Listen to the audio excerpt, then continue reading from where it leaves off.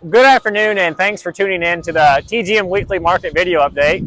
What a week it's been for the soybean market in particular, guys. You know, we've had old crop beans up roughly 50 cents here for the week, and new crop beans up 13 cents based on a Trump tweet. So what a week on the soybeans concerned. But the highlight of this week's video is really we are here at the KZ, Illinois facility, one of the most legendary and well-known facilities throughout our TGM network. And here with me is Jay Onosorge. Jay is our region manager, or Jay, why don't you just dive into what your title and role here is at TGM? Yeah, my name's Jay Onosorge. I'm the manager here at KZ, regional manager for our Willow Hill location, our Greenup, and our Rose Hill locations. I've been here for about 5 years, a little over, going on 6. Little bit about KZ here. We are a rail loading facility. We are positioned on the main line of the CSX Railroad. We run 90 car units, so each time a train drops in here, it's 90 cars. The way we load, we can generally load a corn train in roughly about 6 hours, a bean train about 8 hours. If you look behind me, you can kind of see we're mainly concrete. Our upright storage is mostly concrete storage. We've got a few steel bins, some flat storage. We've got a 5,000 bushel an hour dryer. We have 6 total pits, and our overall dumping capacity between those 6 pits is roughly about 80,000 bushel an hour. We've got an inbound outbound scale. A big day for us in harvest. I think we set a record a couple years ago, is 531 trucks in a 12-hour period. Yeah, that's kind of it's quite impressive what they're able to pull off here at KZ. I mean, how many total permanent bushel space do we have here?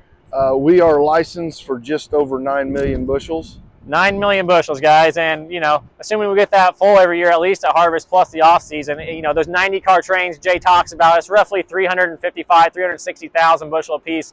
So we do have a lot of activity here. Hence the locomotive you see behind us.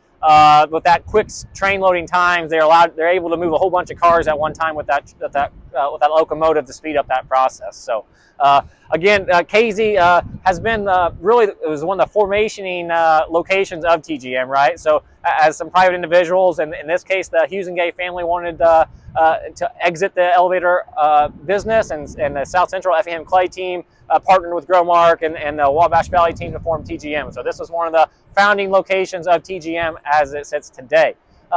Okay, enough about the location, but Jay, how'd you get here, right? So, you know, what led you to where you are at TGM, and what's led to the success you've had really throughout your career?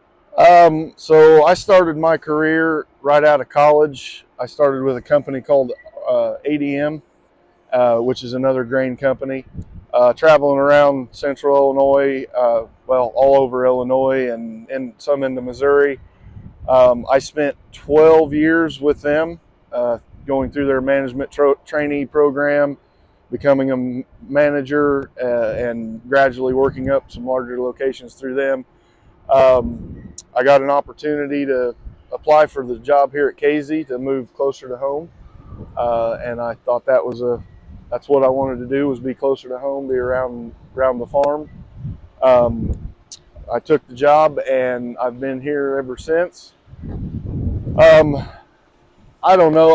I would say a lot of my success in the grain industry stems from being able to get out there with my workers, my co-workers, doing the same jobs that they do day in and day out, and letting them know that I'm not afraid to get dirty, get in a bin, shovel grain, whatever it might be, right alongside of them. I think that has genuinely, everywhere I've gone, gained a lot of respect from the outside working force. So I think that has really...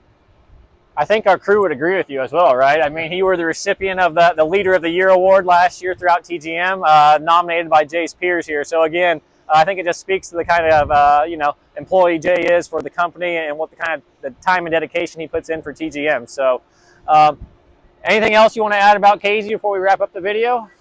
If you're ever in Casey, coming by Casey, stop on by. We're the home of the world's largest, a lot of different things. The biggest things, right? I mean, That's right. Speaking of that, I mean, you put up a bin a few years ago. You want to talk about that a little bit? Yeah, we did put up a bin. I think it was maybe 4 years ago.